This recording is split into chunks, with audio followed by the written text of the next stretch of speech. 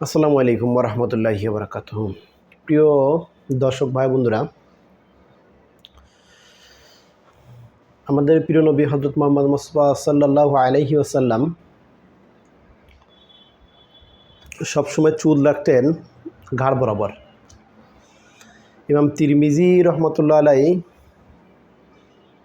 তার প্রসিদ্ধ কিতাব তিরমিজি শরীফে বর্ণনা করেন যে হযরত আনাস রাদিয়াল্লাহু তাআলা আনহু থেকে বর্ণিত, আল্লাহ রাসূলের বিশিষ্ট সাহাবী আনাস রাদিয়াল্লাহু তাআলা আনহু তিনি বর্ণনা করেন যে আল্লাহ রাসূলুল্লাহ সাল্লাল্লাহু আলাইহি ওয়াসাল্লামের চুল ছিলেন কানের লথি পর্যন্ত, অর্থাৎ ঘাড় বাবরি এই পিছন দিয়ে গিয়ে এই কাঁধ পর্যন্ত, কাঁধ বরাবর ছিলেন।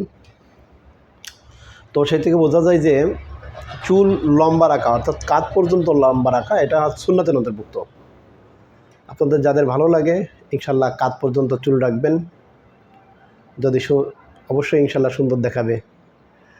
আর একই হাদিসে আল্লাহ রাসূলুল্লাহ সাল্লাল্লাহু আলাইহি ওয়াসাল্লামের গায়ের রং সম্পর্কে আলোচনা হয়েছিল। তো গায়ের রং সাধারণত এই হাদিসটা নিয়ে অনেক ইখতিলাফ আছে। ইমাম তিরমিজি রহমতুল্লাহ আলাইহি বলেন যে গায়ের রং ছিলেন তামাটে বর্ণ, তামাট, অর্থাৎ তামা যেরকম ওই রকম। তো অন্যান্য সাহাবীগণ রাদিয়াল্লাহু তাআলা আনহু বলেন যে আল্লাহ রাসূলুল্লাহ সাল্লাল্লাহু আলাইহি ওয়াসাল্লাম যখন যুদ্ধে যেতেন অথবা যুদ্ধের থেকে আসতেন, তখন আল্লাহ রাসূলুল্লাহ সাল্লাল্লাহু আলাইহি ওয়াসাল্লামের গায়ের রং তামাটে বর্ণ দেখাতেন। কিন্তু এছাড়া প্রিয় নবী হযরত মুহাম্মদ মুস্তাফা সাল্লাল্লাহু আলাইহি ওয়াসাল্লামের শরীরের মূলত গায়ের রং ছিলেন ফর্সা এবং লালিমা, অর্থাৎ লাল এবং ফর্সা এবং লাল মিশ্রণ, অর্থাৎ যেটাকে একত্রিত ভাষায় বলা হয় যে গৌরকান্তি। দুধের ভিতরে আলতা মিক্স করার পরে যে রঙটা ধারণ হয় গৌর রং, লাল এবং ফর্সা মিক্স করলে যেটা হয়, সাদা এবং লাল মিশাইলে যে রঙটা ধারণ করা হয় গৌরকান্তি, এই গৌর রঙটা আল্লাহ রাসূলুল্লাহ সাল্লাল্লাহু আলাইহি ওয়াসাল্লামের গায়ের রঙটা ছিলেন। তো আল্লাহ রাসূলুল্লাহ সাল্লাল্লাহু আলাইহি ওয়াসাল্লামের শারীরিক গঠন সম্পর্কে আনাস রাদিয়াল্লাহু তাআলা আনহু বর্ণনা করেন যে আল্লাহ রাসূলুল্লাহ সাল্লাল্লাহু আলাইহি ওয়াসাল্লামের হাত মুবারক, অর্থাৎ দুইটা হাত, এই হাতগুলো, আঙ্গুলগুলো সাধারণত অনেক লম্বাও ছিলেন না আর অনেক খাটো ছিলেন না, অর্থাৎ মধ্যম শ্রেণীর ছিলেন, অর্থাৎ একদম মোটাও না একদম চিকনও না, মাঝারি ধরনের। তো সাধারণত দেখা যায় যে পুরুষের আঙ্গুলটা যদি অনেকটা লম্বা হয় তাহলে ভালো দেখায় না, অর্থাৎ অনেক বেটে হলেও ভালো দেখায় না, মধ্যম শ্রেণীর হলে সাধারণত পুরুষের আঙ্গুল ভালো দেখায়।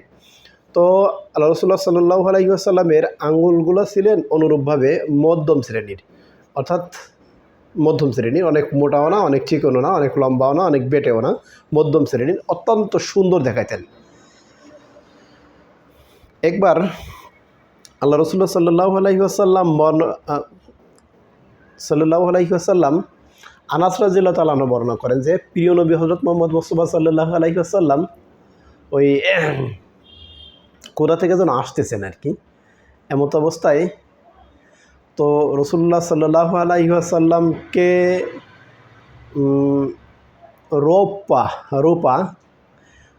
রূপা এবং লাল রং মিশ্রণ করলে যে রংটা ধারণ করে অনেকটা এরকমই দেখাচ্ছিলেন। তো অ্যাকচুয়ালি সর্বশেষ আমরা বলতে পারি যে হযরত মুহাম্মদ মুস্তাফা সাল্লাল্লাহু আলাইহি ওয়াসাল্লাম অত্যন্ত সুদর্শন পুরুষ ছিলেন, যার তুলনা হয় না, আসলে যার তুলনা আমরা করতে পারি না। কিন্তু এই সম্পর্কে হাদিসগুলো আমি আপনাদের সাথে এই জন্য আলোচনা করলাম যে অনেকের হয়তো ধারণা আছে, অনেকের হয়তো জানতে ইচ্ছা করে যে প্রিয় নবী হযরত মুহাম্মদ মুস্তাফা সাল্লাল্লাহু আলাইহি ওয়াসাল্লামের গায়ের রং কেমন ছিলেন, তার হাত পাগুলো কেমন ছিলেন, তার শরীরটা কেমন ছিলেন, তার কেমন চুল রাখতেন। এই চুল সম্পর্কেও তো বলেছি যে অনেক লম্বাও ছিলেন না অনেক খাটো ছিলেন না, কাঁধে হাদিস বর্ণনা করতেছেন, আনাস রাদিয়াল্লাহু তাআলা হাদিসে বর্ণনা করতেছেন যে আল্লাহ রাসূলের চুল ছিলেন কানের লতি পর্যন্ত, অর্থাৎ এই কানের লতি বরাবর। আর হাতের বিষয় তো বলছি, আর গাটা শরীরগুলো এরকম অত্যন্ত নরম ছিলেন, অর্থাৎ আল্লাহ রাসূলুল্লাহ সাল্লাল্লাহু আলাইহি ওয়াসাল্লামের শরীর সম্পর্কে যে সিক্স প্যাক কথাটা উল্লেখ করা হয়, এটা আমি এটার সাথে আসলে একমত নই। কারণ সিক্স প্যাক সাধারণত প্রচণ্ড এক্সারসাইজ যারা করে, এক্সারসাইজ করতে করতে করতে করতে ওনার পেট এবং পেশিগুলো প্যাক আকারে তৈরি হয়, সিক্স প্যাক আকারে। এরকম কিছু ছিলেন না, হাদিসে এরকম কোনো রেফারেন্স আর নাই। মধ্যম শ্রেণীর ছিলেন, সুঠাম দেহের অধিকারী। তিনি যখন যুদ্ধে যেতেন তাহলে যুদ্ধের শ্রেষ্ঠ সেনাপতি এবং সৈনিক হিসেবে তিনি যুদ্ধে যেতেন, এবং তার শরীরটা সেরকমভাবে উনি যুদ্ধে উপস্থাপন করতেন। আর উনি যখন বিবিদের কাছে থাকতেন অথবা মজলিসে থাকতেন তখন আল্লাহ সাল্লাল্লাহু আলাইহি ওয়াসাল্লামের শরীরটা অনুরূপ সুন্দর এবং সুঠাম দেহের অধিকারী ছিলেন। এক কথায় রাসূলুল্লাহ সাল্লাল্লাহু আলাইহি ওয়াসাল্লামের ওই শরীর সম্পর্কে আলোচনা করে আমরা আসলে শেষ করতে পারবো না। তো ইমাম তিরমিজি রহমতুল্লাহ আলাইহি তার বিশিষ্ট হাদিস গ্রন্থ তিরমিজি শরীফে আল্লাহ রাসূল সাল্লামের বিভিন্ন শারীরিক যে গঠন এই সম্পর্কে অনেক হাদিস আছে, আপনারা পড়বেন, ওই তিরমিজি শরীফ ক্রয় করবেন। তো সবথেকে ভালো হয় শামায়েলে তিরমিজি, একটা বই পাওয়া যায় বাজারে হাদিসের গ্রন্থ, শামায়েলে তিরমিজি। এই শামায়েলে তিরমিজিতে আল্লাহ রাসূলুল্লাহ সাল্লাল্লাহু আলাইহি ওয়াসাল্লামের পরিপূর্ণ শারীরিক যে গঠন এটা সম্পর্কে সম্পূর্ণ হাদিস আছে। রাসূল কী পছন্দ করতেন, কী খেতে পছন্দ করতেন, কিসে ঘুমাইতে পছন্দ করতেন, রাসূলুল্লাহ সাল্লাল্লাহু আলাইহি ওয়াসাল্লামের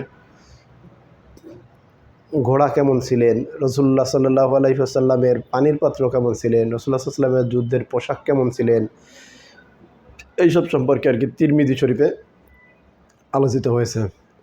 তো আলহামদুলিল্লাহ, সবাই ভালো থাকবেন, দোয়া করবেন। আল্লাহ চাইলে রাসূলুল্লাহ সাল্লাল্লাহু আলাইহি ওয়াসাল্লামের অন্য আরেকটা প্রসঙ্গ নিয়ে আমরা আরেকদিন আলোকপাত করব। সবাই আমার জন্য দোয়া করবেন, ভালো থাকবেন। আসসালামু আলাইকুম ওয়া রাহমাতুল্লাহি ওয়া বারাকাতুহু।